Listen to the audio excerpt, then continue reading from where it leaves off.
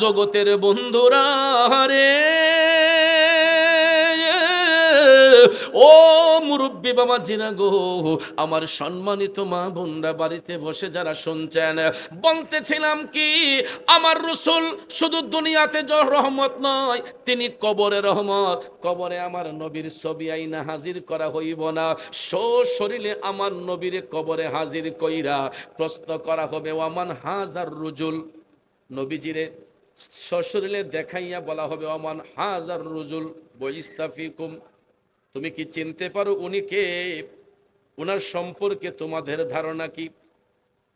ব্যক্তিটা যদি মুমিন হয়, ব্যক্তিটা যদি ইমানদার হয়, ওই ইমানদারটা বলে দিবে, হাজা মুহাম্মদুর রাসূলুল্লাহ সাল্লাল্লাহু আলাইহি ওয়াসাল্লাম। চিৎকার মেরে কন্যা সুবহানাল্লাহ।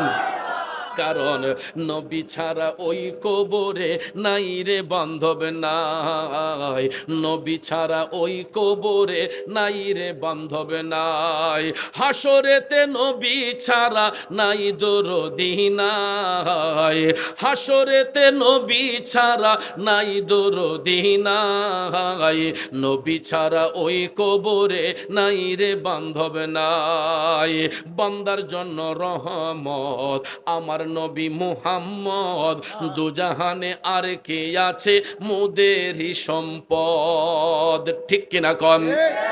নবী ছাড়া আমাদের আর কোনো সম্পদ নাই। দুনিয়া তো যেমন নবী দরকার, কবরে নবী দরকার। এই জন্য মুমিন ব্যক্তি যারা হয়, মুত্তাকি যারা হয়, এরা কিন্তু দুনিয়াদারি নিয়ে পাগল ছিলেন না, সম্পদ কামানো নিয়ে ব্যস্ত ছিলেন না, ছেলে মেয়ের জন্য ঘরবাড়ি বানানো নিয়ে ব্যস্ত ছিলেন না। তারা জানতেন সন্তান সন্ততি দুনিয়ার সম্পদ, আমাদের কবরে আপন হবে না একমাত্র নবী ছাড়া। এই জন্য ইমানদাররা সবচেয়ে বড় সম্পদ মনে করে আমার নবীর ভালোবাসা। কথা কোন ঠিক কিনা? এই জন্য আশেক কয়, প্রেমিক কয়, নবী নবী করে আর কত কাল আমি কাঁদব, নবী নবী রে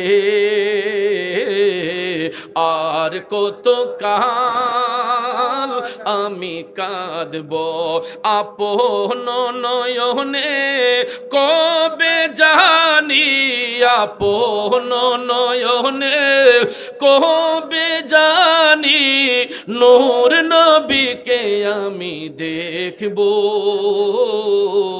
নবী নবী করে আর কত কাল আমি কাঁদব।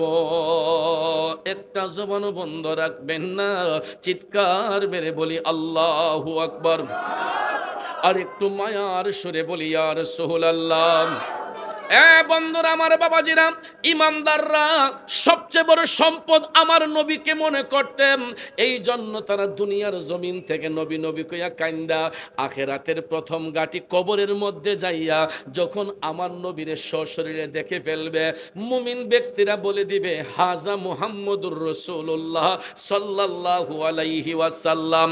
নবী যেই ব্যক্তি চিনল, ওই ব্যক্তি মাওলাকে চিনল, রাসূল যেই ব্যক্তি চিনল, ওই ব্যক্তি ইসলাম চিনল, ঠিক কিনা কোন?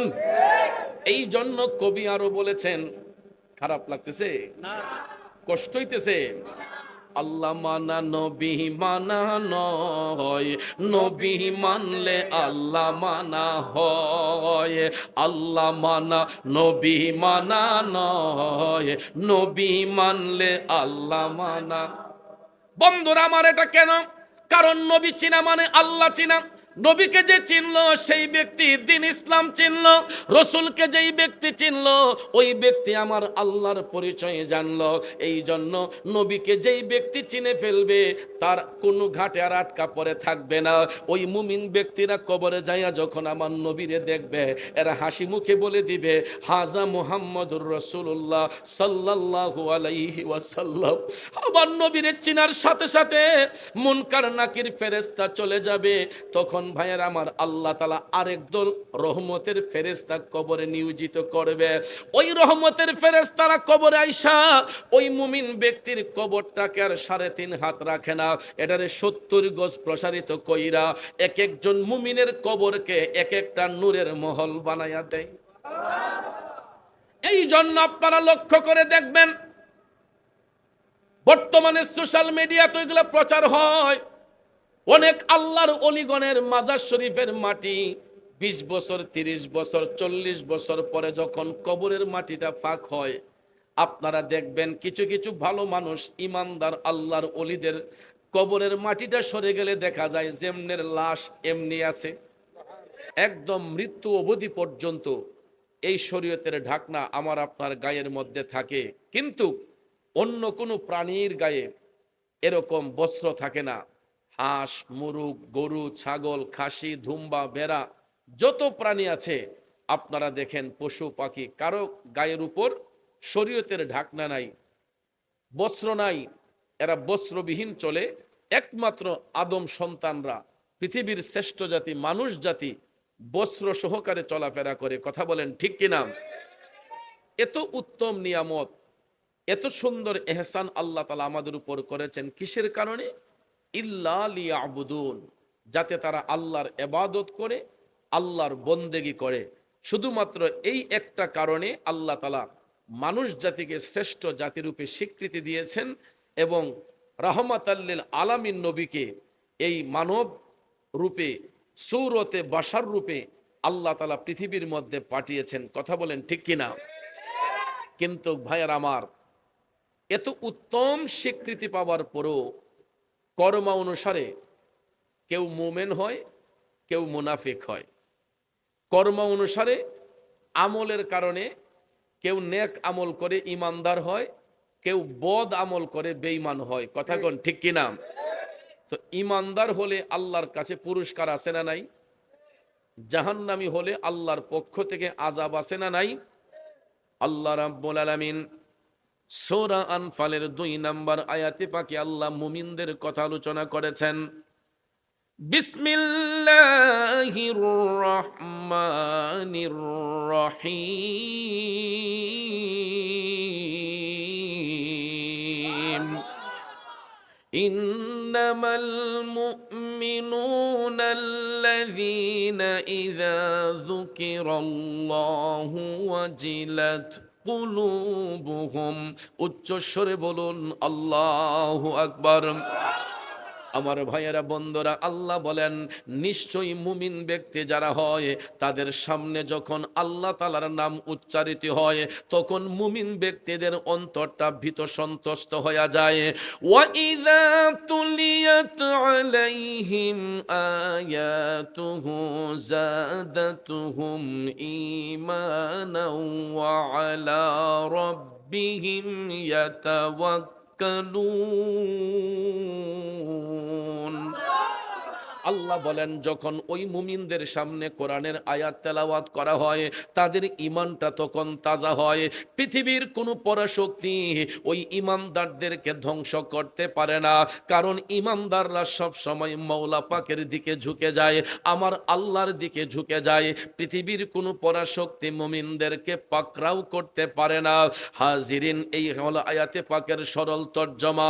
এই আয়াতে পাকের তাফসীর করতে যাইয়া জগৎ বিখ্যাত তাফসীর রুহুল বয়ান প্রমাণ করেছে ওই সমস্ত মুমিন ব্যক্তি যারা হয়, যাদের অন্তরে আল্লাহর ভয় থাকে, যাদের অন্তরে কোরআনের মহব্বত থাকে, যাদের জবানের মধ্যে পবিত্রতা থাকে, যাদের জবান দ্বারা কোনো মানুষ ব্যতীত না হয়, তাফসীরে রুহুল বয়ান প্রমাণ করেছে এরা দুনিয়াতে যেমন সম্মানিত হয় এরা কবরের মধ্যে সম্মানিত। দুনিয়াতে যেমন সম্মানিত হয় এরা কবরের মধ্যে সম্মানিত। কারণ বাজাম, দুনিয়ার জিন্দেগিটা কিন্তু বেশি দিনের নয়, আমাদের একটা সেকেন্ডের ভরসা নাই। কথা বলেন ঠিক কিনা? কারণ আজরাইল আসিয়া প্রাণ করিব হরণ। হাই গো, আজরাইল আসিয়া প্রাণ করিব হরণ। আরে নিজ গুণে সাহেব আল্লাহ করবানি বারণ। আমার উপায় কি তখন, আমার আল্লাহ নিরঞ্জন, না জানি কি হালে আমার হইব মরণ। বন্ধু, মৃত্যুর কোনো গ্যারান্টি নাই। এই যে আমরা এখানে বসে আছি, এখানে বসে আমার আপনার মরণ হতে পারে, রাস্তাঘাটে হাঁটার সময় মরণ হতে পারে কি পারে না? এই যে লোকগুলা দোকানপাটে বসে আছে, চায়ের দোকানে বইসা আড্ডা মারতেছে, বলুন তো মৃত্যুর ফেরেশতা সেখানে যাইতে পারে কি পারে না? অনেক বাবারা স্বপ্ন দেখে আমার সন্তান আমারে কাফন দাফন করব, কিন্তু বাবা গো, আপনার এই ধারণাটা একেবারে ভুল। শুধু সন্তানের কাঁধের মধ্যেই পিতার লাশ বহন হয় না, পৃথিবীর মধ্যে এমন কিছু সিচুয়েশন আসে, অনেক সময় পিতার কাঁধেও সন্তানের লাশ বহন করতে হয়। শুধু সন্তানের কাঁধেই পিতার লাশ বহন হয় না, অনেক সময় পিতার কাঁধেও সন্তানের লাশ বহন করতে হয়। আমি নিজ চোখে দেখেছি কত বাবা নিজের সন্তানকে নিজের হাতে কবরের মধ্যে শোয়াইয়া দিছে। বন্ধুরা আমার, বাবাজিরা, এই জন্য মৃত্যুর কোনো গ্যারান্টি নাই, যেই কোনো সময় আমাদের মরণ হয়ে যেতে পারে। আর রাসূল বলেছেন, যেই ব্যক্তি অন্তত প্রতিদিন 40 বার মরণের কথা স্মরণ রাখে। কয়বার?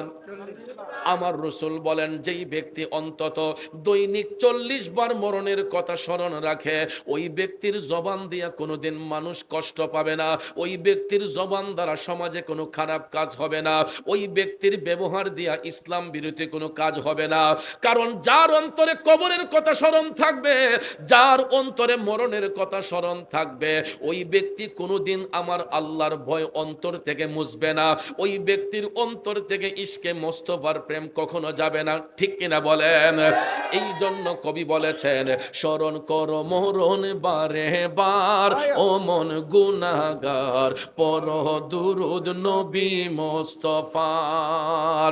কত মানুষের দেখছো মরণ, ও মন তবু কি আর হয় না রে স্মরণ।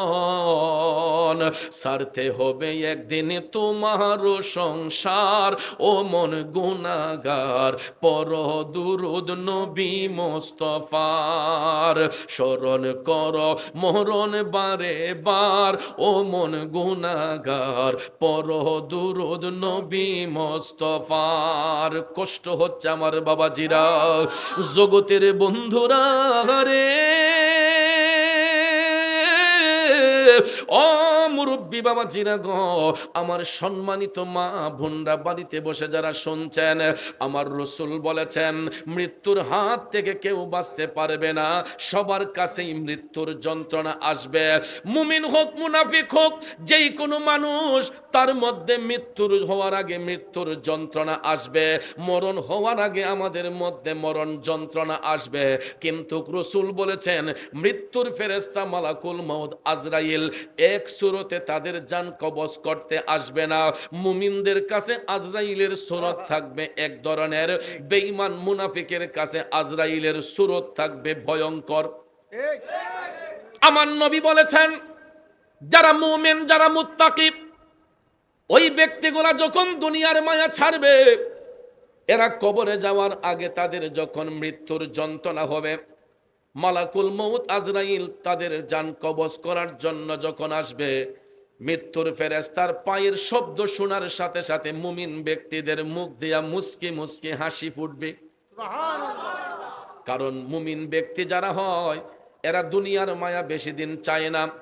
যারা আল্লাহওয়ালা ব্যক্তি হয়, বুজুর্গ ব্যক্তি যারা, এরা দেখবেন তাহাজ্জুদের নামাজ পড়িরা আল্লাহর কাছে চোখের পানি চাইরা কান্দা কয়, আল্লাহ, দুনিয়ার জিন্দেগি যদি ফুরাইয়া যায়, আমাদেরকে ঈমানের সহিত মরণ দান করো, আর যদি দুনিয়াতে বাঁচাইয়া রাখো, আল্লাহ আমাকে নেক হায়াত দিয়ে ধন্য করো। কারণ মুমিন ব্যক্তিরা শুধু হায়াত চায় না, তারা নেক হায়াত কামনা করে। কথা বলেন ঠিক না বেঠে?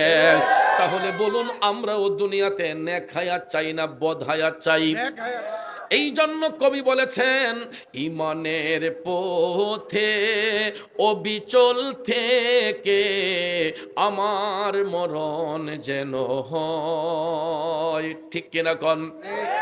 ফাঁকে ফাঁকে নবী ওলির শান বললে কষ্ট হবে, কারণ ভাত খাইলে ফল খাইলে পেটের ক্ষুধা নিবারণ হয়, আল্লাহ নবীর শান গাইলে আশেকদের রুহের ক্ষুধা নিবারণ হয়।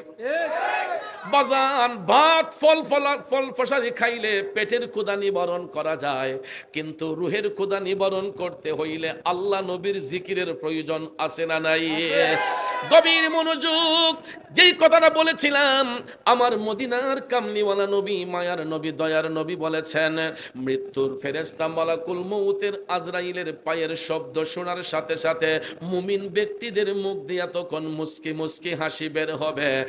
আর এই জন্য বের হবে কারণ এরা তো স্টুডেন্ট ভালো, ঠিক না ঠিক?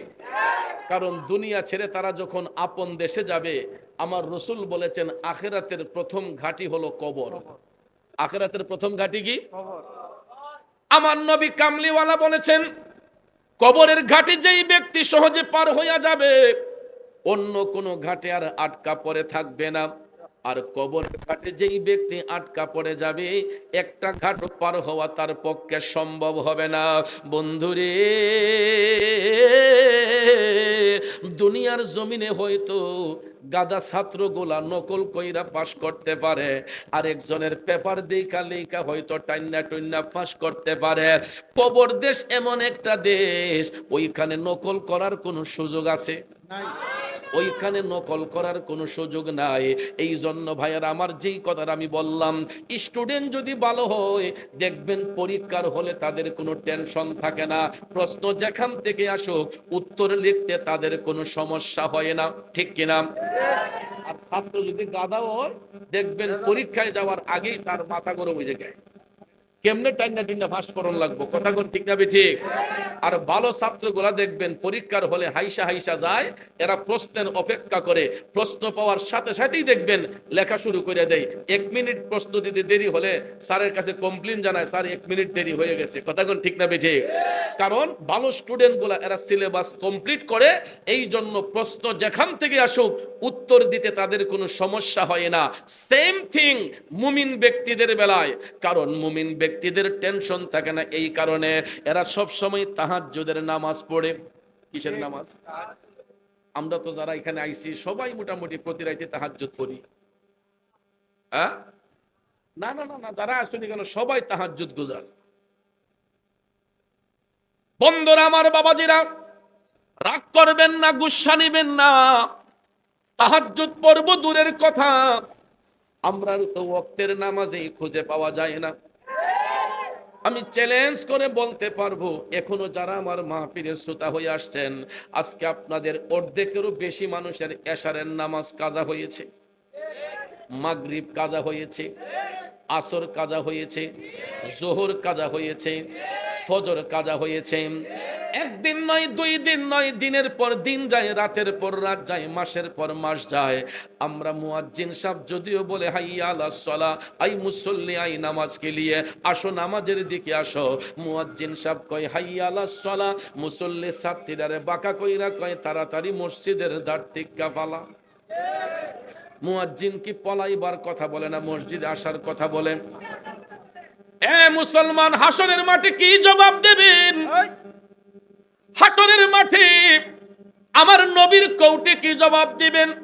আমার আল্লাহর আদালতে কি জবাব দেবেন? বর্তমানে বাংলাদেশের মধ্যে 95% মুসলমান। পাড়ায় পাড়ায় মহল্লায় মহল্লায় মসজিদের অভাব নাই, পাড়ায় পাড়ায় মহল্লায় মহল্লায় ওয়াজ মাহফিলের অভাব নাই, কিন্তু আমাদের মধ্যে হেদায়েত নাই। ওয়াজ আমরা শুনি ঠিক, কিন্তু এই কান দিয়া ঢুকে ওই কান দিয়া বের হয়। আমি এখন 2 ঘন্টা লেকচার দিয়ে যাব, সকালবেলা যদি অনেকে জিজ্ঞেস করেন মুরাদ চৌধুরী কি আলোচনা করলো, আমি মাথা খাচ্ছি করছিল কথা কোন ঠিক না ঠিক? এই কিতার মধ্যে আমরা আছি, এটার একটা কারণ আছে। আপনারা রাগ করবেন না, বর্তমানে এখানে যারা বসছেন অর্ধেকেরও বেশি মানুষের ওযু নাই, অনেক মানুষের মাথার মধ্যে টুপি নাই। আমার রাসূল বলেছেন আত-তুহুরু শাতরুল ঈমান, পবিত্রতা হইছে ঈমানের অঙ্গ। এ মুসল্লি, আপনি শার্ট পরেন আপনার খুশি, গেঞ্জি পরেন আপনার খুশি, কিন্তু অন্তত মাহফিলে আসার সময় উযু বানাই আসতে হয়। মাহফিলে আসলে একটা মাথার মধ্যে নবীর সুন্নত টুপি দিয়ে আসবেন। কারণ ভাইয়েরা আমার, শয়তান ইসলামের চিরশত্রু, কথা বলেন ঠিক কিনা? সব সময় আমাদের পিছনে লাইগা থাকে।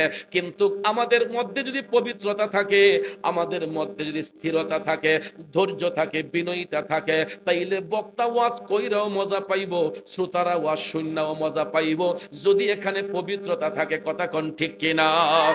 এই জন্য মুসল্লি ভাইদের অনুরোধ করে বলবো, পায়ে হাত রেখে বলবো, নেক্সট টাইমে মাহফিলে আসলে ওযু সহকারে আমরা মাথায় টুপি পরিধান করে আসব।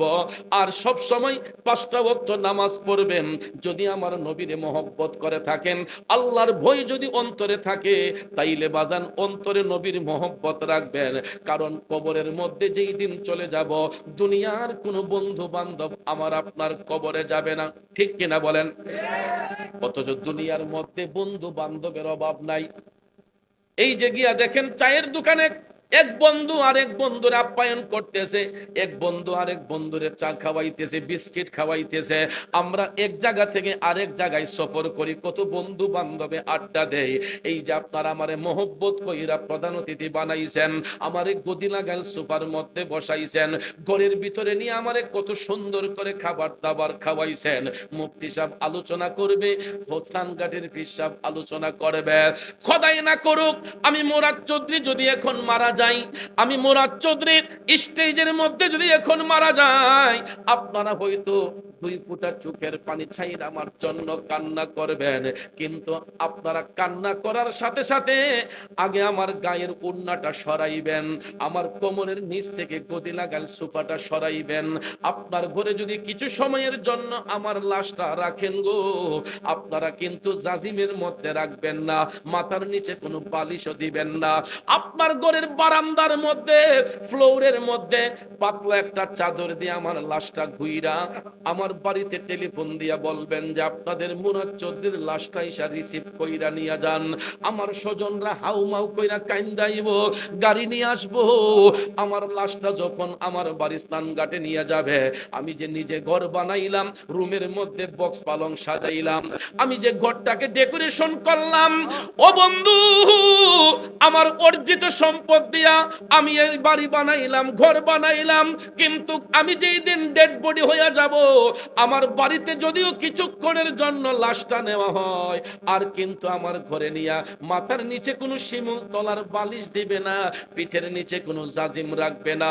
আমার ঘরের বারান্দার মধ্যে কিছু সময়ের জন্য পাতলা চাদর দিয়া, এই মাঘ মাসে শীতের মধ্যে আমার পিঠের নিচে কোনো জাজিম থাকবে না, কোনো বালিশ থাকবে না মাথার নিচে, আমার উপরে কোনো কম্বল থাকবে না, পাতলা একটা চাদর দিয়া পাক্কার উপরে আমার লাশটাকে শোয়া রাখা হবে। বন্ধুরা আমার, বাবাজিরা, তখন দেখবেন সবাই আইসা কইব, লাশটা তাড়াতাড়ি দাফন করার ব্যবস্থা করা হোক। এ বন্ধু, দেহের মধ্যে যতক্ষণ প্রাণ থাকে, আমরা মুফতি সাহেব, মুহাদ্দিস সাহেব, এমপি সাহেব, মন্ত্রী সাহেব, চেয়ারম্যান সাহেব, মেম্বার সাহেব, মারা যাওয়ার সাথে সাথে আমার আপনার নাম হইয়া যায় কি? শিল্পপতি মারা গেলে নাম কি? রাস্তার ভিখারি মারা গেলে নাম কি? ও বন্ধু, দেহের মধ্যে প্রাণ যতক্ষণ থাকে রে, আমরা যদি শ্বশুর বাড়ি যাই, দেখবেন শালাশালীরা ব্যাগ লুকায়া রাখে, দুলাভাই আর একটা দিন থাইকা যান।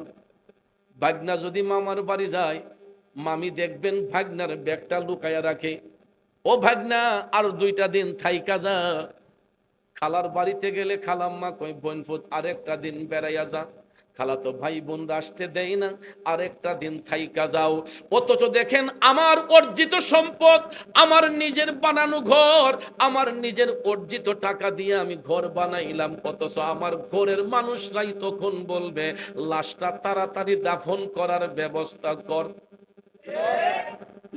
ওই লাশটাকে আর কেউ রাখতে চায় না, আপন দেশে পাঠাইবার জন্য সবাই ব্যস্ত হইয়া যায়। এই জন্য কবি লিখেছেন, মনরে মরণ কথা করো স্মরণ, স্ত্রী পুত্র কেউ নয় আপন, ধনরত্ন সবিও কারণ মনোরে। ওরে তুই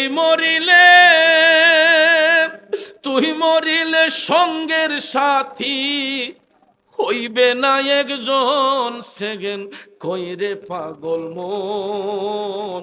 একবার ভাবলে না রে তোর হইব রে মরণ। ঠিক কিনা বলেন বন্ধু?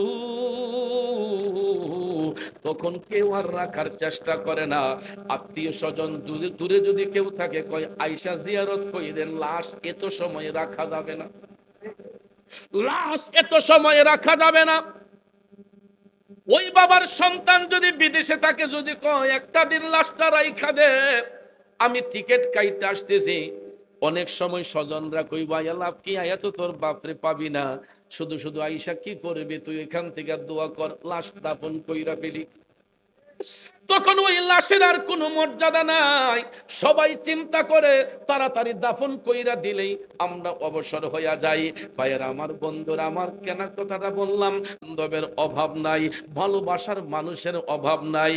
এত মহব্বত এত ভালোবাসা থাকার পরেও মারা যাবার পরে যেই দিন কবরে যায়, কোন বন্ধু কি বন্ধুর কবরে যায়?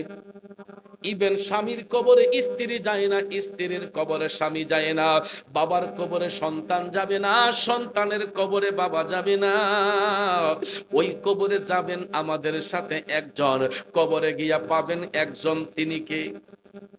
নবীজি। তিনি কে? এই জন্য আশেক কয়, প্রেমিক কয়, নবী নবী কইরাই আমার মরণ যেন হয় গো, নবী নবী কইরাই আমার মরণ যেন হয়। ভাইরে ওই মরণে পাইব শান্তি, ওই মরণে পাইব শান্তি, থাকবে না রে ভয়। নবী নবী কইরাই আমার মরণ যেন হয় গো, নবী নবী কইরাই আমার মরণ যেন হয়। ভাইরে ওই কবরে ওই মরণে পাইব শান্তি, ওই মরণে পাইব শান্তি, থাকবে না রে ভয়। নবী নবী কইরাই আমার মরণ যেন হয়। এ বন্ধুরা আমার, বাবাজিরা, যারা মুমিন হয়, মুত্তাকি হয়, এরা দুনিয়ার লোভী হয় না, এরা অর্থের লোভী হয় না, এরা সম্পদের লোভী হয় না। এরা জানে যে দুনিয়াতে কেউ আমার আপন হবে না, সন্তান সন্ততি আমার আপন হবে না। এই জন্য তারা আখিরাতের কথা চিন্তা করে। এরা তাহাজ্জুদের নামাজ পড়ে, ওয়াক্তের নামাজ পড়ে, আল্লাহর জিকির করে, নবীর দুরূদ পড়ে। এরা মানুষের উপকার করে, কোনো মানুষের ক্ষতি করে না। এই জন্য ভাইয়ার আমার, রাসূল বলেছেন ওই ভালো মানুষগুলা, ওই ইমানদার ব্যক্তিগুলা জান কবজ করার সময় আজরাইল তাদেরকে কষ্ট দিবে না। শুধু এতটুক কষ্ট হবে, একটা পিঁপড়া কামড় দিলে যেই রকম ব্যথা হয়, মুমিন ব্যক্তিদের ইন্তেকালের সময়, তাদের জান কবজের সময় মনে হবে যেন ছোট্ট একটা পিপিলিকা কামড় দিয়েছে। এর চাইতে বেশি কষ্ট মুমিনদের হবে না।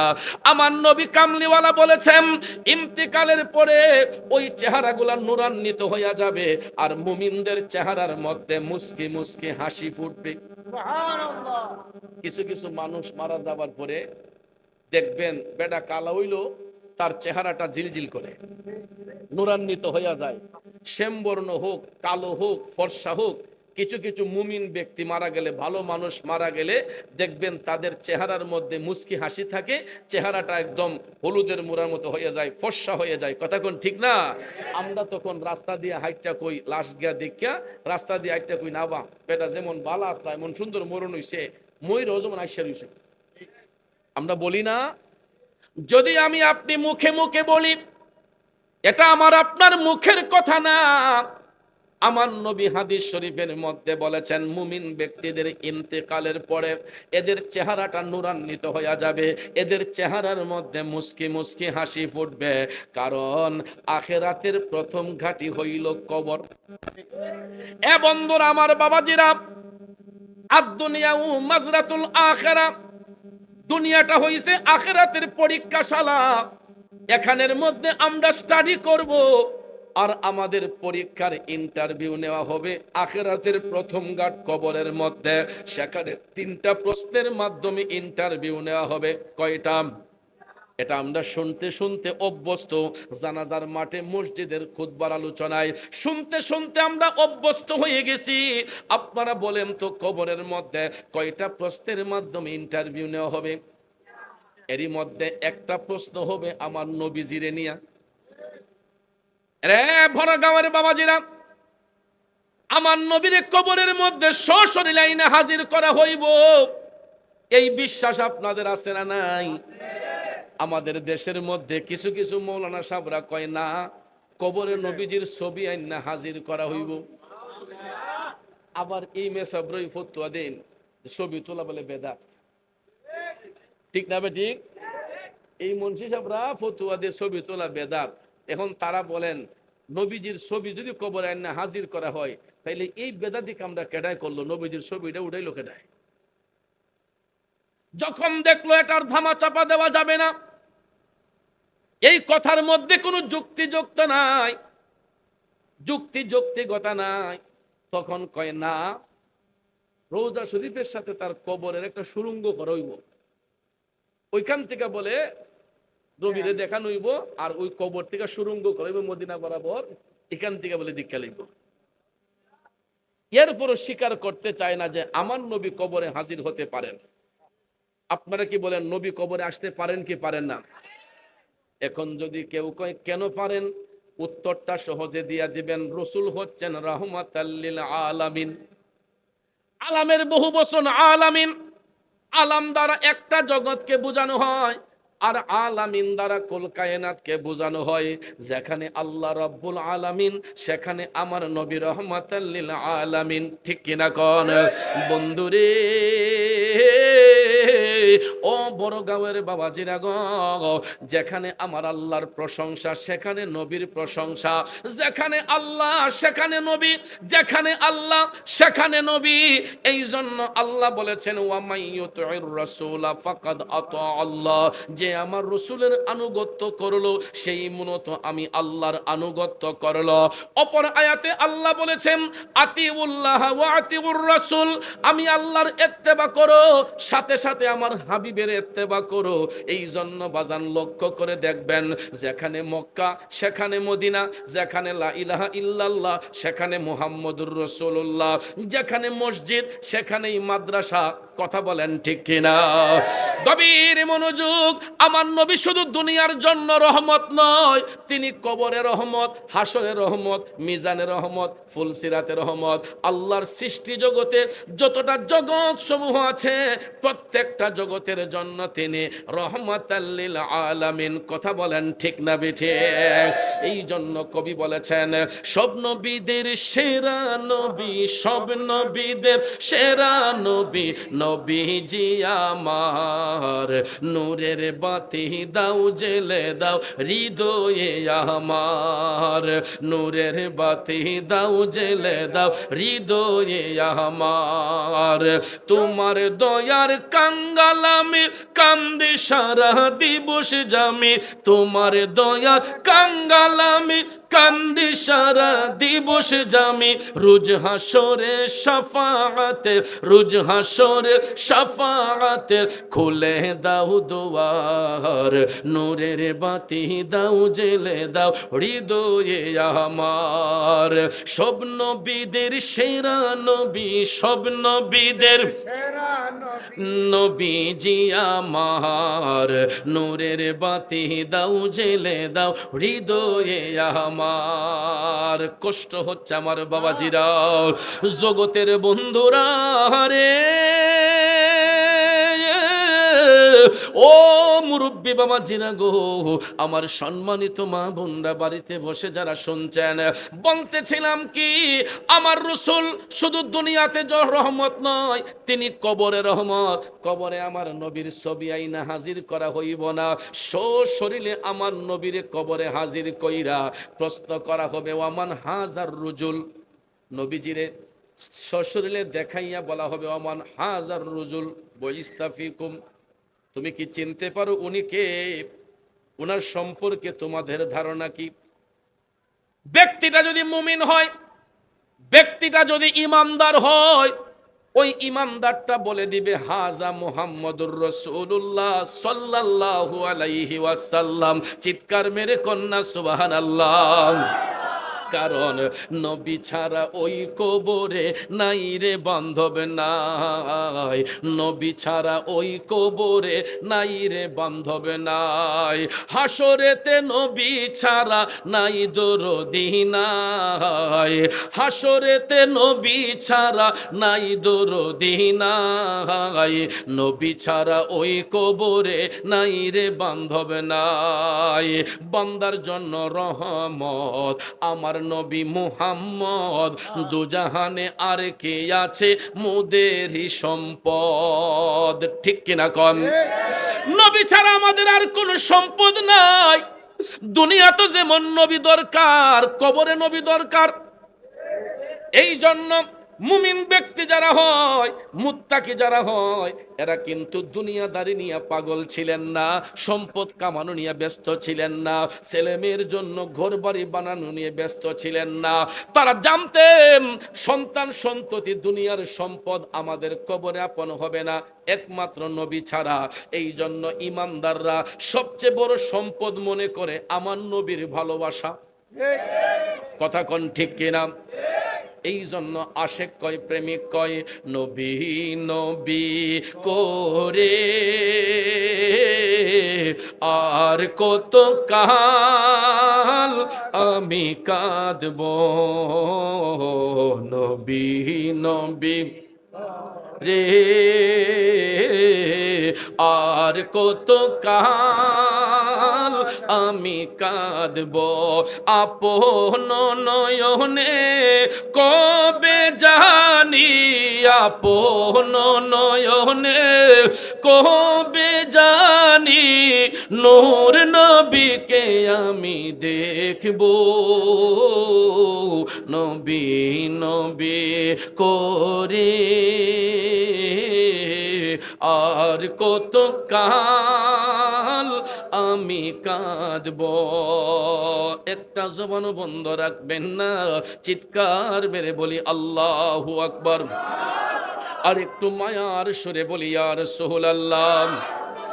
বন্ধুরা আমার, বাবাজিরা, ইমানদাররা সবচেয়ে বড় সম্পদ আমার নবীকে মনে করতেন।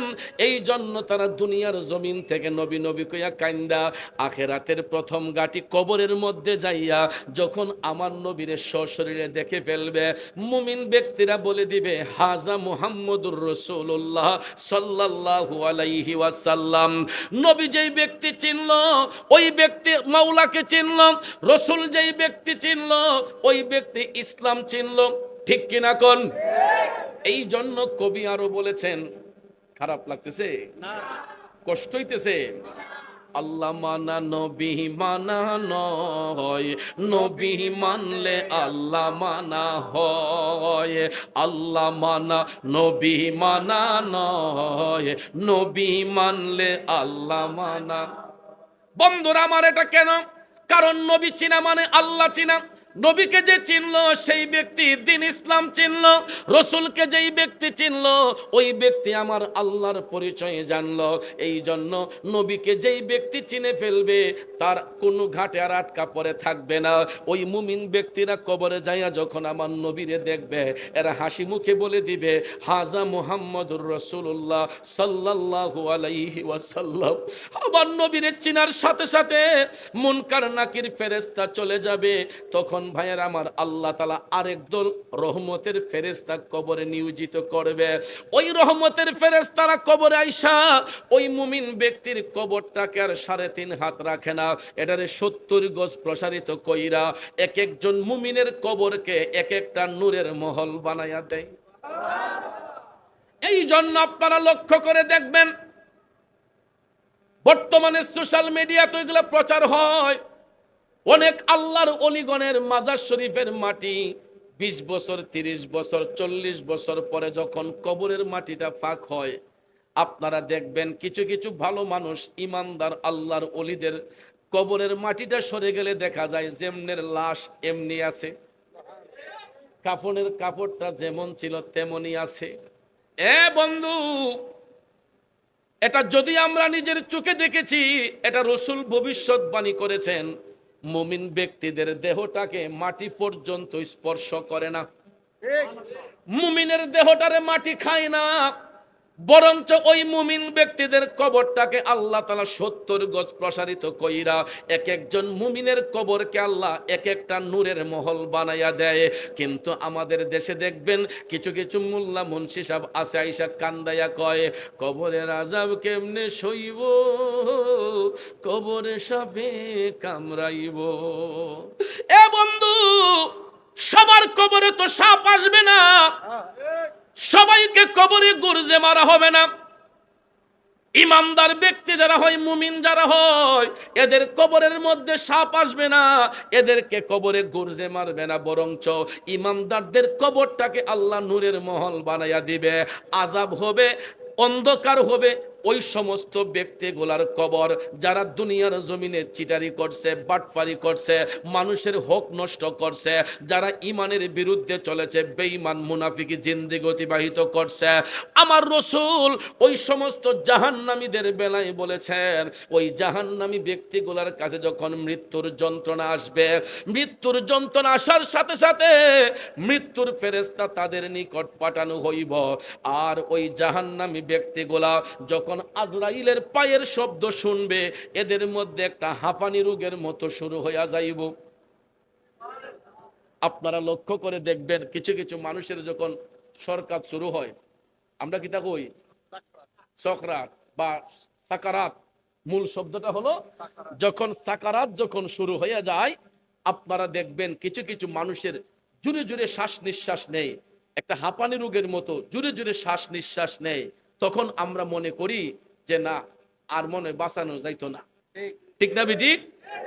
ওই মুহূর্তে দেখবেন তার ছেলে মেয়েগুলারে আগে ভাগে খবর দেওয়া হয়, কিরে অমুক তোর বাপের শরীর ভালো না, কি গো অমুক তোর বাপের শরীর ভালো না, বেটি তাড়াতাড়ি আয় বাড়ি। ছেলে মেয়েরা দেখবেন দৌড়াইয়া বাবার সংবাদ পাইয়া বাড়িতে আসে, আইসা দেখবেন ওই মৃত্যুপথের যাত্রীকে চতুর্দিকে বেষ্টন দিয়া সবাই বৈশা অনয় বিনয় কইরা আপনার ছেলে ডাক দিয়া কইব, আব্বা আমারে চিনছেন নি, আমি আপনার ছেলে অমুক। ও আব্বা আমারে চিনছেন নি, আমি আপনার মেয়ে অমুক। আব্বা আইসি তো, চিনছেন গো আব্বা। স্বজনরা ডাক দিয়া কইব, অমুক ভাই সাহেব তমুক ভাই সাহেব আমি আসছি, আমারে চিনছনি? আমার নবী কামলিওয়ালা বলছেন, এই মৃত্যুর যন্ত্রণা যখন শুরু হইয়া যাইব রে, আজরাইল আলাইহিস সালামের ভয়ঙ্কর রূপটা দেখা ওই জাহান্নামী ব্যক্তিগুলা, কে তার সন্তান, কে তার স্ত্রী, কে তার ভাই, কে তার বোন, কে তার বন্ধু বান্ধব, ওই মুহূর্তে ওই ব্যক্তিটার কাউকে চিনতে পারে না, কারণ তার দৃষ্টি থাকে মৃত্যুর ফেরেশতা মালাকুল মউতের দিকে।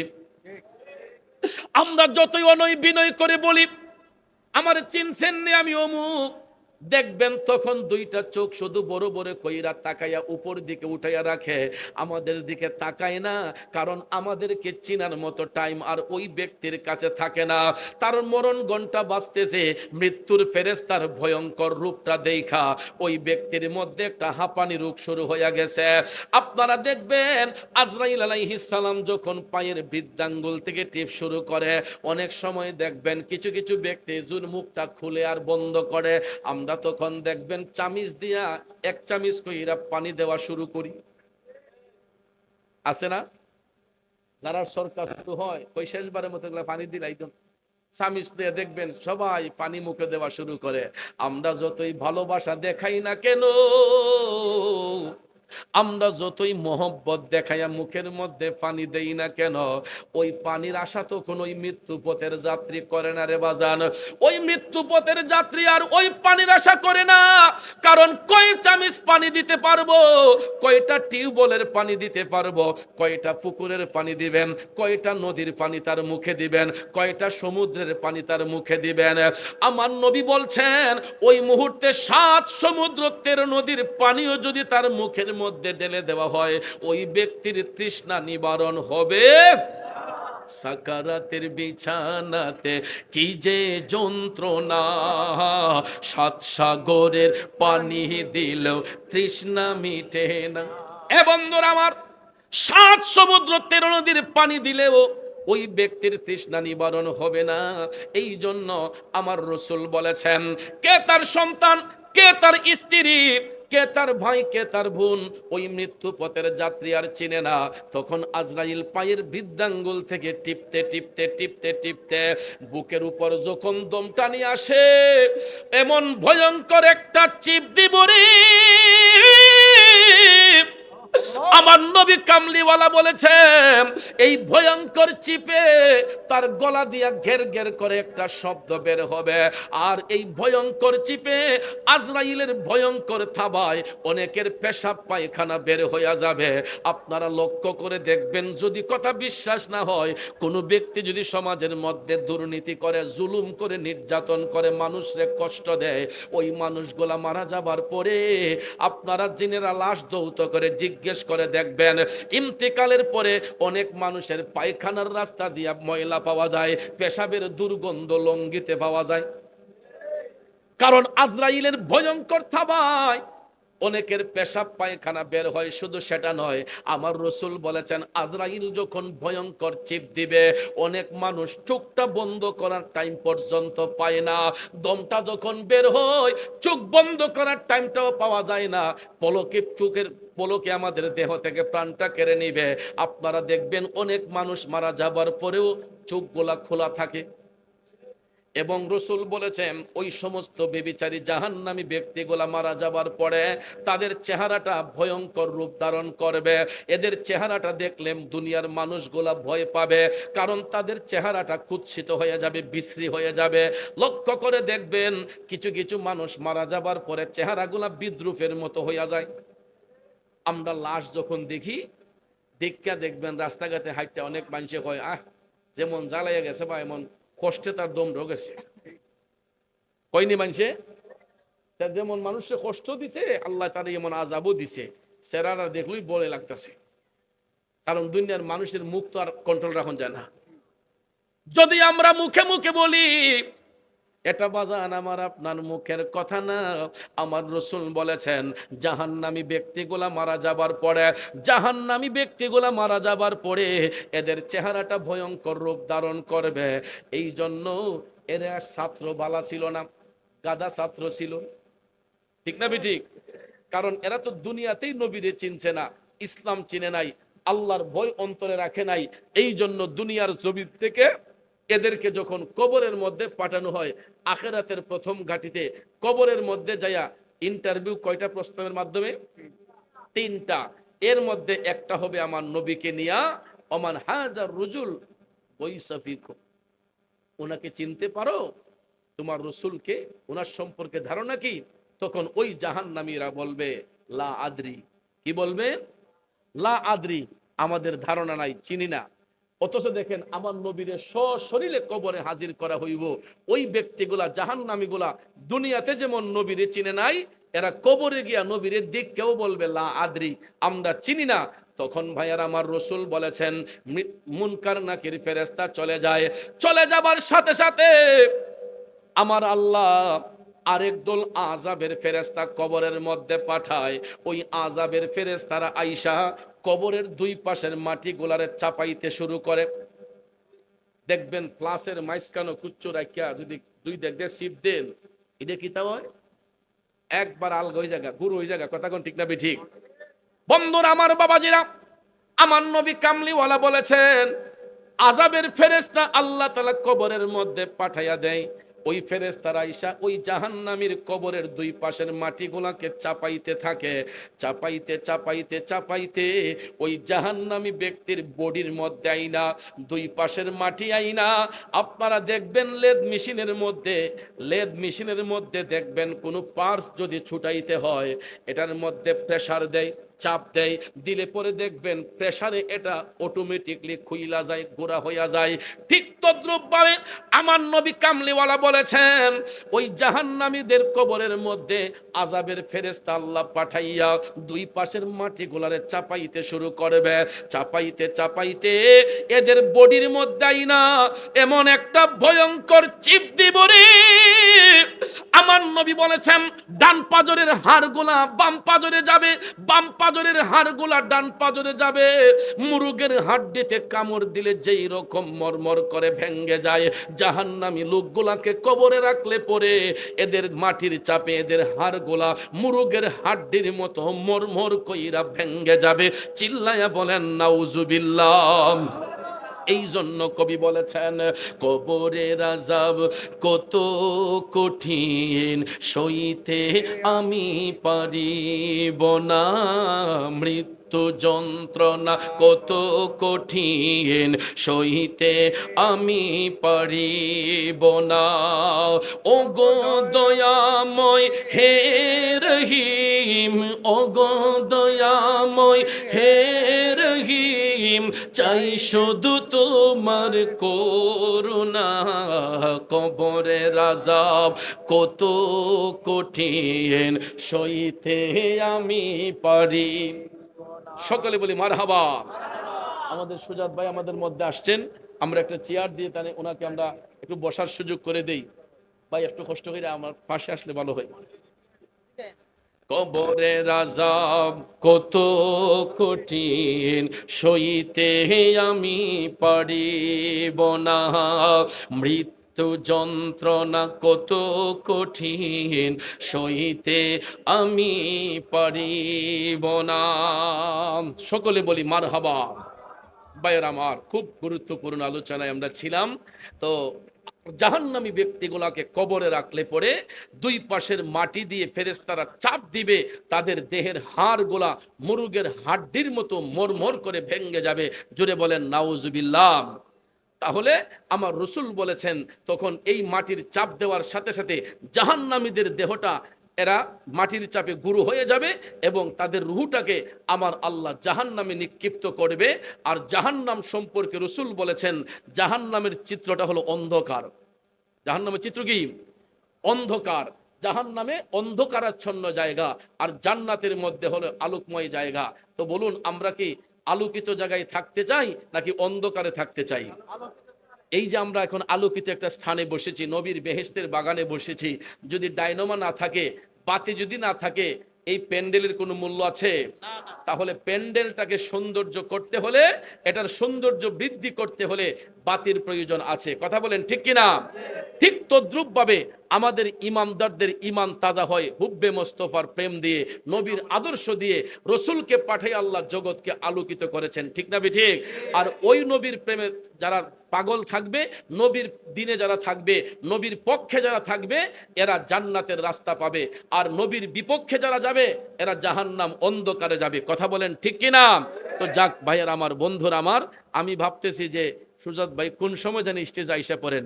তো আসলে তো ব্যস্ত মানুষ, এখন যারা প্রার্থিতা আছে করছেন, বিশেষ করে আমাদের হবিগঞ্জ 1 নবীগঞ্জ বাহুবল সংসদীয় আসনে ইতিপূর্বে একজন প্রার্থী বলেছেন যে আমার এবছর থাকার কথা ছিল আমার দল থেকে, ইসলামিক ফ্রন্ট বাংলাদেশ থেকে। আমি যেই কোনো কারণে এখন আজকে যদি বলিও, আমার ভাইকে সম্মান দিয়ে আসলে আমি আরো এবছর নির্বাচনে যাই নাই। আমার বাড়ি স্নানঘাট, আমার আব্বা স্নানঘাটের সাবেক 4 বারের চেয়ারম্যান ছিলেন শফিকুল ইসলাম চৌধুরী। আমার আব্বা আপনার পাকিস্তান পিরিয়ডে গ্রাজুয়েশন কমপ্লিট করেছিলেন 1961 ইংরেজিতে। আমার আব্বা বৃন্দাবন কলেজের জিএস ছিলেন। তো শফিক চৌধুরী সাহেবের 3য় ছেলে আমি। তো ভাই আমার, আমি সেই দিক বিবেচনা করে আমার পারিবারিক নিষেধাজ্ঞা থাকার কারণে আমার ভাইদেরও মত নাই, যেই কারণে আমি নির্বাচনে প্রার্থী হই নাই। আমার পুরোপুরি একটা আস্থা বিশ্বাস ছিল আমার সদ্য বড় ভাইয়ের প্রতি, ছোটবেলা থেকেই ওনাকে দেখতেছি। এবং আমরা যখন এলাকায় পড়াশোনা করতাম, তখন থেকে আমি দেখছি যে বাংলাদেশ জাতীয়তাবাদী দলের পক্ষে যিনি মানুষের কাছে কাছে ধারে ধারে যাইতেন, আমাদের আলহাজ শেখ সুজাত ভাই, উনি সাবেক সংসদ সদস্য।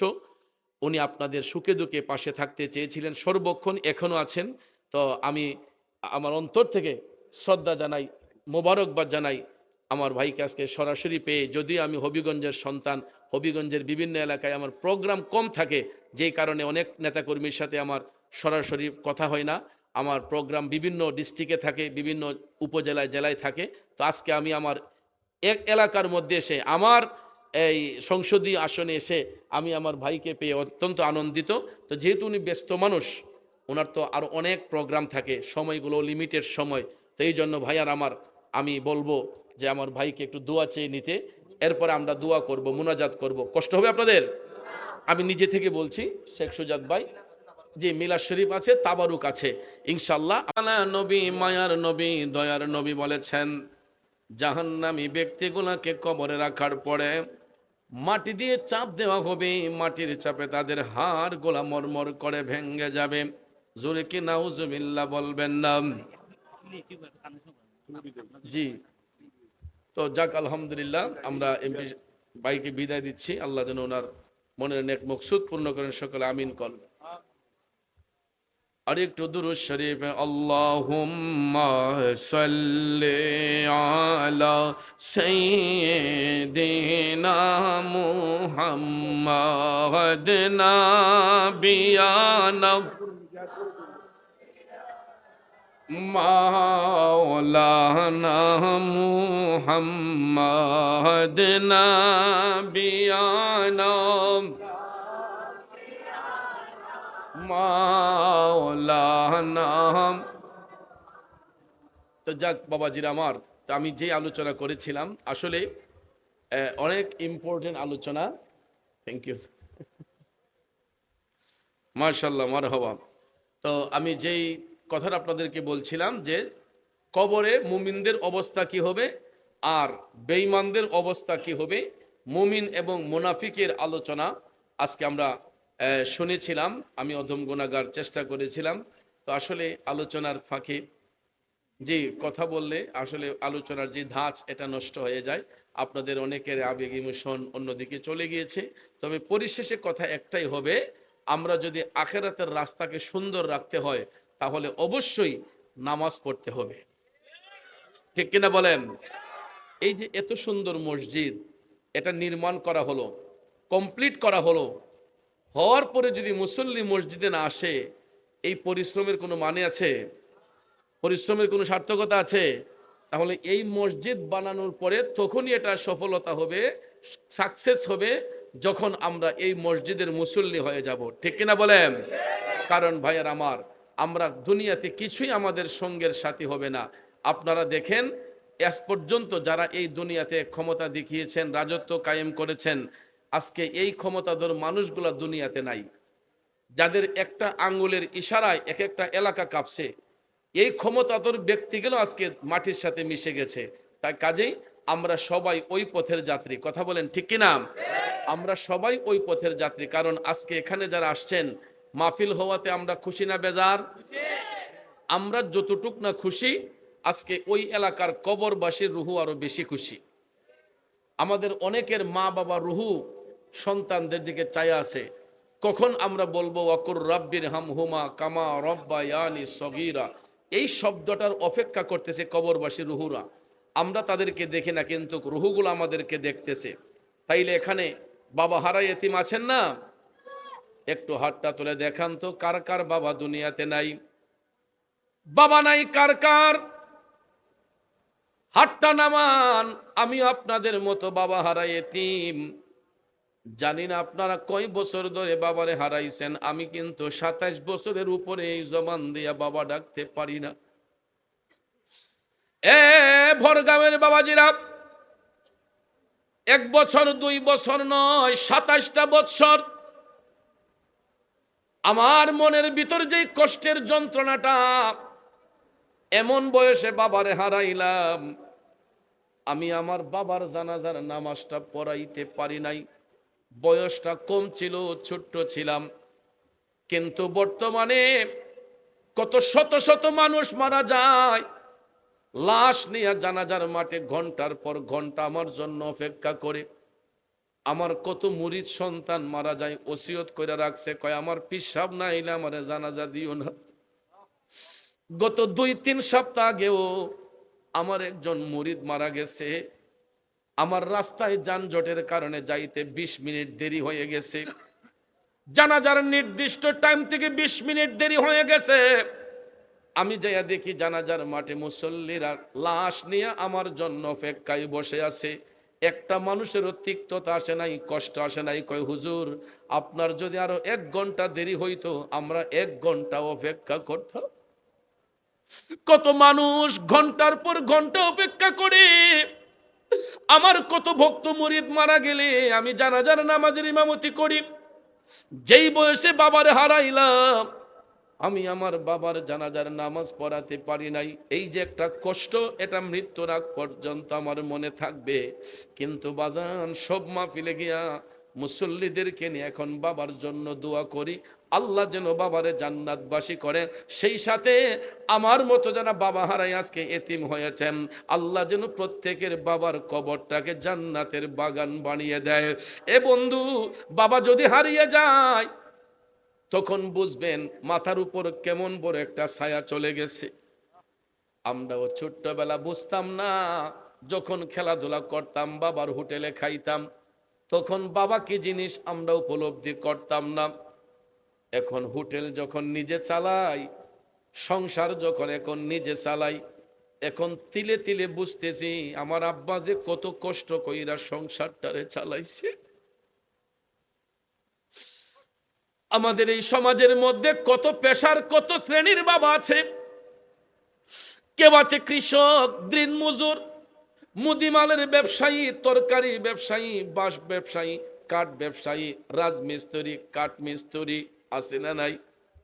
প্রত্যেকটা বাবা যেই কোনো পেশারই থাকুক না কেন, বাবা দুনিয়াতে থাকলে সন্তানদের বড় একটা সাহস থাকে, সন্তানদের কলিজাটা বড় থাকে। একটা দুহাই অন্তর দিতে পারে যে আমার আব্বা আছে, আমার আব্বা আছে। কিন্তু বাবা যদি সংসারে না থাকে, বাচ্চাগুলা বড় অসহায় হইয়া যায়। এই জন্য যুবক যারা বাবা হারাইছেন, আপনারা হারে হারে বুঝতেছেন বাবা হারা যে কি যন্ত্রণা। যার ঘরে মা নাই, ওই সন্তানটা জানে পরিবারটা কেমন বড় অসহায়। কারণ মার আসনটা কেউ পূরণ করতে পারে না, বাবার আসনটা কেউ পূরণ করতে পারে না। এই জন্য আজকে একটা সুবর্ণ সুযোগ আসছে, ওই মা বাবার রুহ সন্তানের দিকে তাকাই আছে। এই মাসটার নাম কিন্তু অনেকেই জানেন না। আরবিতে এই মাসটার নাম হচ্ছে মাহে শাবান। নাম কি? শাবান মাস সম্পর্কে রসুল বলেছেন শাবান ও শাহরি। রসুল বলছেন শাবান হচ্ছে আমি নবীর মাস। সুবহানাল্লাহ কম। কেন রসুল এই মাসকে নিজের মাস বললেন? এই শাবান মাসে এমন একটা রাত আছে, যেই রাতটাকে বলা হয় লাইলাতুল বারাত, যেটাকে ফার্সি ভাষায় বলা হয় শবে বরাত। কথা কোন ঠিক কিনা? আমরা অনেক সময় বলি এটাকে লাইলাতুল বারাত, এটা আরবি শব্দ। লাইলাতুল বারাত ভাগ্যের রজনী। এই ভাগ্যের রজনী সম্পর্কে আম্মাজান আয়েশা সিদ্দিকা রাদিয়াল্লাহু তাআলা আনহা রাসূলকে জিজ্ঞেস করলে, রাসূল বলেছেন লাইলাতুম মুবারাকা মিন নিসফে শাবান, শাবান মাসের মধ্যবর্তী রাতটাই হচ্ছে লাইলাতুল বারাত, ভাগ্যের রজনী। এ বন্ধু, ওই রাতে ফজিলত বলতে গিয়ে রসুল বলেছেন বনু কালব গোত্রের বকরির গায়ে যতগুলা পশম আছে, এর চাইতে অধিক হারে রসুল বলেছেন এই রাতে আল্লাহ তাআলা তার বান্দার আমলের গুনাহ মাফ করে। এই জন্য শাবান মাসের ফজিলত অপরিসীম। এই বর্তমানে শাবান মাস আমাদের নিকট আগমন করেছে। আগামী ৩রা ফেব্রুয়ারি দিনগত রাত হলো পবিত্র লাইলাতুল বারাত। ফেব্রুয়ারির ৩ তারিখ পড়বে লাইলাতুল বারাত রজনী, ভাগ্যের রজনী। সারা রাত ব্যাপী জাগ্রত থেকে ইবাদত করবেন, কারণ এই রাতে আল্লাহ ফায়সালা গ্রহণ করেন, সিদ্ধান্ত গ্রহণ করেন, বাজেট ঘোষণা করেন। পার্লামেন্টে যেমন বাজেট ঘোষণা করা হয়, আমার আল্লাহ প্রতি বৎসরে লাইলাতুল বারাত রজনীতে বান্দার ভাগ্য নির্ধারণ করেন, কার হায়াত কয়দিন আছে, রিজিক কয়দিন আছে, আমাদের সব বিষয়ে আল্লাহ সিদ্ধান্ত গ্রহণ করে নেন, ফায়সালা করেন, বাজেট ঘোষণা করেন এই লাইলাতুল বারাত রজনীতে। এই জন্য নবীজি উম্মতের কথা চিন্তা করে রসুল বলেছেন শাবান ও শাহরি, শাবান হইল আমার মাস। সুবহানাল্লাহ কোন। যাতে করে ওই মাসে দয়াল নবী আল্লাহর কাছ থেকে চাইয়া উম্মতের গুনার বোঝা হালকা করতে পারেন। এই সুন্দর একটা মাস পাইয়া আমরা যদি নিজেকে অবহেলিত রাখি, নিজেকে আমল থেকে দূরে রাখি, আমাদের মতো পুরা কপাইল্লা এই পৃথিবীতে আর কেউ নাই। এই জন্য ভাইয়ার আমার, এই শাবান মাস বরকতের মাস। আগামীতে আসছে রমজানুল মুবারক, ঠিক না ঠিক? আর এক মাসও পুরোপুরি নাই, রমজান শরীফ এক মাসও পুরোপুরি নাই। দেখেন চোখের পলকে বছরটা চলে গেছে। অনেক মানুষে কয় আরে কয়দিন আগে না আপনার রোজা মাস গেল। এটা আমরা মুখে মুখে বলি, কিন্তু রসুল বলেছেন আখিরি জামানায়, ফিতনার জামানায় আমার উম্মতের চোখের সামনে বছরটাকে মাসের মতো মনে হবে, মাসটাকে সপ্তাহের মতো মনে হবে, সপ্তাহকে দিনের মতো মনে হবে। এই জন্য আমরা এখন আখিরি জামানার মধ্যে চলে আসছি, ফেতনার জামানায় চলে আসছি। এখন দেখবেন ফতুয়া ঘরে ঘরে আছে, কথা কোন ঠিক না? আর এই ফেতনার জামানায় ইমান রক্ষা করা বড় কঠিন। রসুল বলেছেন, এক হাতে জ্বলন্ত আগুন রাখা যেমন কঠিন, আর এক হাতে ইমান রাখা এর চাইতে বেশি কঠিন। জ্বলন্ত আগুন হাতে রাখা আর ইমান রক্ষা করে চলা, রসুল বলেছেন এর চাইতে ভয়াবহ কঠিন হয়ে যাবে মুসলমানদের ইমান রক্ষা করে চলা। এই জন্য ভাইয়ার আমার, এই ফেতনার জামানায় দেখবেন অনেকে অনেকভাবে আমাদেরকে গাইডনেস করতে চায়, আমাদেরকে নেক আমল থেকে সরাইতে চায়, ওলি আল্লাহর রাস্তা থেকে দূরে রাখতে চায়, তাসাউফ থেকে আমাদেরকে দূরে রাখতে চায়। সিলেটের বাসিন্দা হইয়া সিলেটে বসবাস করে সিলেট বিভাগের অধীনে থাইকাও দেখবেন অনেকে অলিদের বিরুদ্ধে কথা কয়। এটা লজ্জা থাকা দরকার ছিল, কারণ হযরত বাবা শাহজালাল মুজাহিদ রহমাতুল্লাহ আলাইহি 360 আউলিয়ার বিশাল বাহিনী নিয়ে যদি না আসতেন, রাজা গোরগোবিন্দের অত্যাচারে এখন পর্যন্ত আমরা হিন্দু সমাজে থাকতাম। এই ভারত উপমহাদেশে বাংলার জমিনে ইসলাম প্রতিষ্ঠায় বাবা শাহজালালের বিকল্প নাই, কথা কন। এই জন্য আমরা বাবা শাহজালালের উত্তরসূরি। আজকে দেখেন তিনি মারা গেছেন কয়শো বছর আগে, কিন্তু ওই নাম 750 বছর হয়ে গেছে বাবা শাহজালাল দুনিয়ার জমিন থেকে বিদায় হইছেন, কিন্তু 750 বছর পরেও এই নামটা আশেকদের অন্তরে আছে না নাই? কিন্তু আমি যদি একজনকে জিগাই যে আপনার দাদার নাম কিটা, কইতার অমুক, যদি কই তোমার দাদার বাপের নাম কিটা, পারবনি? যদিও খাতাপত্র দীক্ষা নথিপত্র দীক্ষা হইতে পারে, যদি কই ইবেটার বাপের নাম কিটা কৌশন, তখন দেখবেন ওজু সুইচা জীবিকা পারতই না। তাই না? আমাদের আজ থেকে 4 আগে যারা আসতেন এরার নাম ওই আমরা বুঝলে গেছি গা, কিন্তু শাহজালাল শাহপরানের নাম 750 বছর পরেও আশেকদের অন্তরে আছে না নাই? কিয়ামত পর্যন্ত থাকবে, কথা কোন ঠিক কিনা? কারণ যারা মুমিন মুত্তাকি, যারা পরহেজগার, এরা দুনিয়া ছেড়ে যাবার পরেও ইতিহাসের পাতায় তাদের নাম অমর থাকে। তাহলে আমাদের নামগুলা ইতিহাসের পাতায় অমর করে রাখতে চাই কি চাই না? তাহলে শুনুন, মানুষ দুনিয়া থেকে চলে গেলে সব আমলের দরজা বন্ধ হয়ে যায়, 3টা আমলের দরজা ব্যতীত। এর মধ্যে একটা হইল সদকায়ে জারিয়া, যারা আল্লাহর পথে দান করে। দানও 2 প্রকার, একটা সাধারণ দান আর একটা সদকায়ে জারিয়া, অর্থাৎ মসজিদ, মাদ্রাসা, এতিমখানা, বিভিন্ন সেবামূলক কাজে এতিম অনাথদের প্রতি যারা মুক্ত হস্তে দান করে। আমার রসুল বলেছেন, ওই ব্যক্তি, ওই দানকারী যদি দুনিয়া থেকে চলেও যায়, দান কইরা যে আমল কইরা গেছে, এটা কিয়ামত পর্যন্ত এই আমলের দরজা উন্মুক্ত থাকবে। এই জন্য আমরা অনেক সময় কিছু দান করলে মনে করি যে আমরা সম্পদ নিয়ে কমে জায়গা, না, কমবে না। আল্লাহ রাব্বুল আলামিন দানে সম্পদ বৃদ্ধি করেন, দানে আত্মা শুদ্ধ হয়, দানে চেহারা পরিবর্তন হয়, দানে পরিবেশ সুন্দর হয়, দানে পরিবার সুন্দর হয়, দানে আমাদের বিপদ আপদ দূর হয়। এই জন্য আমার গাউসে পাকের নামের দোহাই দিয়া 11টা মায়ের সন্তান আমি দেখতে চাই এই জমিনে বসে, এই ময়দানে বসে একজন আল্লাহর বান্দা এই আল্লাহর ঘর মসজিদকে সুন্দর করার জন্য আপনারাই সুন্দর করেছেন। আপনাদের অনুদানেই আজকে এই মসজিদ সাদ হয়েছে, পিলার হয়েছে, সাইডে এখন ইট উঠতেছে আস্তে আস্তে। বাকি কাজগুলোও আমার নবী, নূরের নবী, আল্লাহর নবী, নূরের নবী, যাহার নাই যে তুলনা, নূরে জলমল জলমল করে সোনার মদিনা। আল্লাহর নবী, নূরের নবী, আল্লাহর নবী, নূরের নবী, যাহার নাই যে তুলনা, নূরে জলমল জলমল করে সোনার মদিনা। আল্লাহ আল্লাহ আল্লাহ আল্লাহ। ও নবীজি, আপনার কথা মনে হইলে বুক ভাইসা যায়, নয়ন জ্বলে,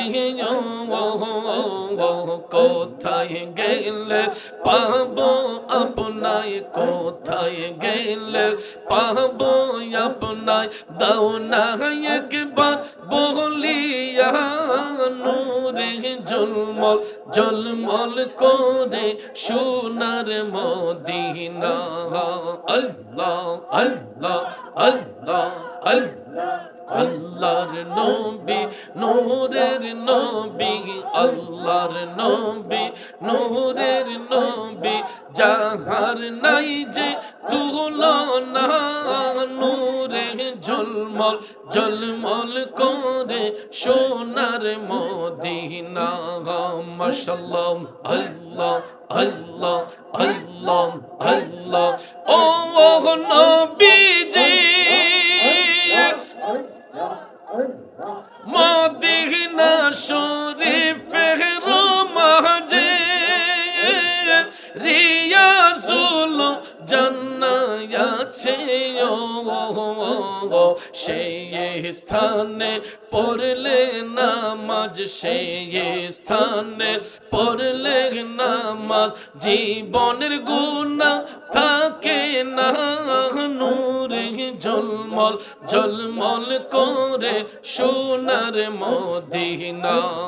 মাশাআল্লাহ আল্লাহ আল্লাহ আল্লাহ আল্লাহ আল্লাহর নবী নূরের নবী, আল্লাহর নবী নূরের নবী, যাহার নাই যে তুলনা, নূরে ঝলমল ঝলমল করে সোনার মদিনা। মাশাআল্লাহ আল্লাহ আল্লাহ আল্লাহ আল্লাহ আল্লাহ আল্লাহ। আই মোহাম্মদ কামলি ওয়ালা, আই রে আমার বুকে আই, ডাকে যে তোর কাবলেরা, কান্দে যে তোর পাগলেরা, শান্তি দে মোর কলি যায়। আই মোহাম্মদ কামলি ওয়ালা, আই রে আমার বুকে আই। আল্লাহ আল্লাহ আল্লাহ আল্লাহ। চাঁদ সূরজার গ্রহ তারা, জিন ইনসানার ফেরেশতারা, দয়াল রে ও দয়াল রে, চাঁদ সূরজার গ্রহ তারা, জিন ইনসানার ফেরেশতারা, দিন রজনী চাইছে তারা, ফুল তুলে দিতে গলায়। আই মোহাম্মদ কামলি ওয়ালা, আই রে আমার বুকে আয়। আল্লাহ আল্লাহ আল্লাহ আল্লাহ। ফকির দরবেশ বাদশাহ ওলি, দুলিতে সেই ফুলের কলি, ফকির দরবেশ বাদশাহ ওলি, দুলিতে সেই ফুলের কলি, কাঁদে লইয়া ভিক্ষার ঝুলি, দয়াল রে ও দয়াল রে, কাঁদে লইয়া ভিক্ষার ঝুলি, বাস করে গাছের তলায়। আই মোহাম্মদ কামলি ওয়ালা, আই রে আমার বুকে আয়। আই মোহাম্মদ মদিনা ওয়ালা, আই রে আমার বুকে আয়।